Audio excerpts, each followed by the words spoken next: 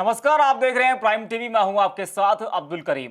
कृषि कानून को लेकर किसान 50 दिनों से लगातार दिल्ली में प्रदर्शन कर रहे हैं। कई बार किसान और सरकार के बीच बातचीत भी हुई, लेकिन किसी भी दौर की बातचीत में कोई समाधान नहीं निकला। फिर थक हार कर मामला सुप्रीम कोर्ट जा पहुंचा। अब आज सुप्रीम कोर्ट ने अपना बड़ा फैसला सुनाया है और केंद्र की मोदी सरकार को बड़ा झटका दिया है। सुप्रीम कोर्ट ने आज तीनों कानूनों पर अगले आदेश तक रोक लगा दिया है और कानून लागू होने के करीब 3.5 महीने बाद इन पर रोक लगाई गई है। सुप्रीम कोर्ट ने किसान आंदोलन और सरकार के साथ किसानों के गतिरोध को सुलझाने के लिए अदालत में 4 सदस्यों की कमेटी भी बना दी है।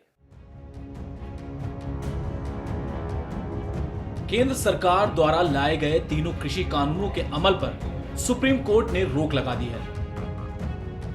चीफ जस्टिस की अगुवाई वाली बेंच ने इस मामले की सुनवाई करते हुए कानूनों पर रोक लगाई, साथ ही एक कमेटी का गठन कर दिया जो कि सरकार और किसानों के बीच कानूनों पर जारी विवाद को समझेगी और सर्वोच्च अदालत को रिपोर्ट सौंपेगी। केंद्र सरकार ने जिन 3 कृषि कानूनों को पास किया, उसका लंबे वक्त से विरोध हो रहा था। दिल्ली की सीमाओं पर हजारों की संख्या में किसान आंदोलन कर रहे हैं। इसी के बाद मामला सुप्रीम कोर्ट के पास जा पहुंचा। सुनवाई में किसानों की ओर से पहले कमेटी का विरोध किया गया तो कमेटी के सामने ना पेश होने को कहा।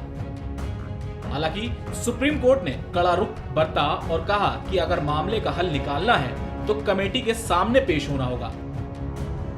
ऐसे में अब कोई भी मुद्दा होगा तो कमेटी के सामने उठाया जाएगा। साथ ही सुप्रीम कोर्ट ने यह भी साफ किया है कि कमेटी कोई मध्यस्थता कराने का काम नहीं करेगी, बल्कि निर्णायक भूमिका निभाएगी। सुप्रीम कोर्ट द्वारा जिस कमेटी का गठन किया गया है उसमें कुल 4 लोग शामिल होंगे, जिनमें भारतीय किसान यूनियन के भूपेंद्र सिंह मान, डॉक्टर प्रमोद कुमार जोशी, अशोक गुलाटी और अनिल घनवंत शामिल हैं।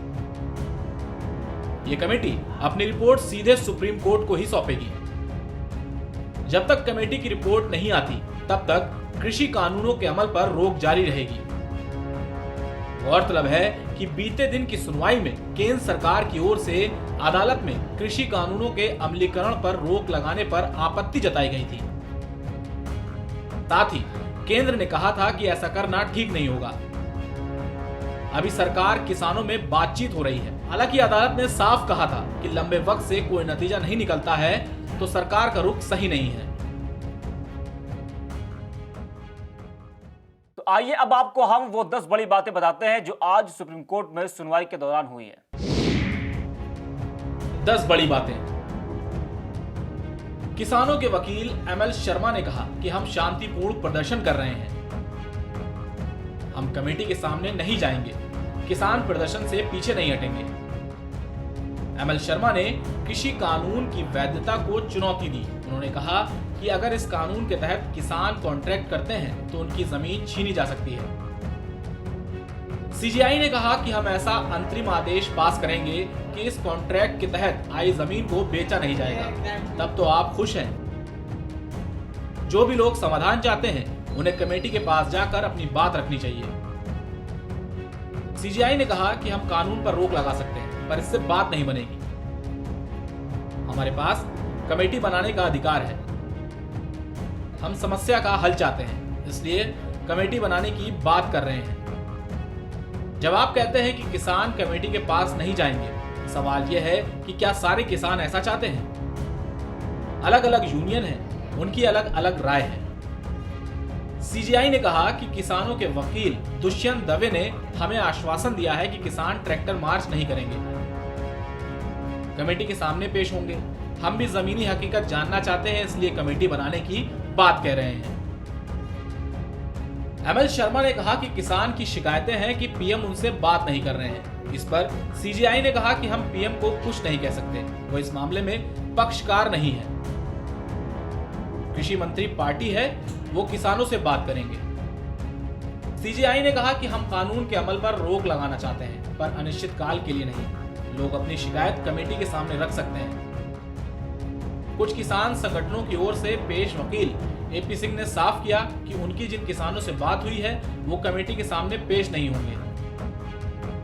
4 बड़े वकील प्रशांत भूषण, एच.एस. फुल्का, दुष्यंत दवे, कोलिन गोलजनविश जो कल किसान संगठनों के प्रतिनिधि के रूप में पेश हुए थे, वो आज की सुनवाई में अभी तक पेश नहीं हुए हैं। कोर्ट ने केंद्र से सवाल किया कि आरोप है कि कुछ प्रतिबंधित संगठन प्रदर्शन को स्पॉन्सर कर रहे हैं, आपका क्या कहना है? इस पर अटॉर्नी जनरल ने कहा कि खालिस्तान समर्थक इस प्रदर्शन में शामिल हो गए हैं, ऐसी रिपोर्ट है। 26 जनवरी को कड़ी सुरक्षा रहती है, एक बार वो दिल्ली की सीमा में घुस गए, कहां जाएंगे? कुछ नहीं कहा जा सकता। सुप्रीम कोर्ट ने इस पर सरकार से कल तक हलफनामा दायर करने को कहा है। किसान संगठनों की गणतंत्र दिवस को प्रस्तावित ट्रैक्टर रैली पर रोक की दिल्ली पुलिस की मांग पर भी नोटिस जारी।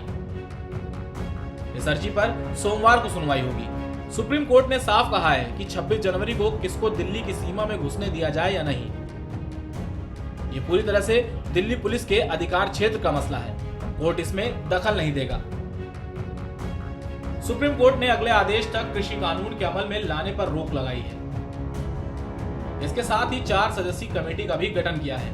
इस कमेटी में भारतीय किसान यूनियन के जितेंद्र सिंह मान, international policy head doctor Pramod Kumar Joshi, कृषि विशेषज्ञ अशोक गुलाटी और अनिल शेतकारी शामिल रहेंगे। Output desk prime TV. तो सुप्रीम कोर्ट ने 3 कृषि कानून पर रोक लगा दी है, जिससे किसानों को थोड़ी राहत जरूर मिली है। अब देखना यह होगा कि आखिर इस फैसले के बाद किसान अपना प्रदर्शन खत्म करेंगे या नहीं। फिलहाल के लिए इतना ही। देखते रहिए प्राइम टीवी।